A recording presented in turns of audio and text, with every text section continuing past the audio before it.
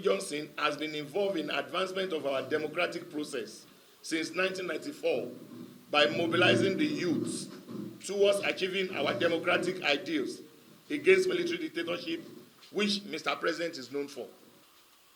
In support of youth entrepreneurship program, our own Dr. Doyin Johnson has been advocating for a reform of the one-year National Youth Service Scheme to be broken into 2 segments of 6 months each since August 2013, which the latter part will be only dedicated to entrepreneurship development of our youth during their service year, and an empowerment of 1 million naira grant per NYSC core member at the end of the entrepreneurial training.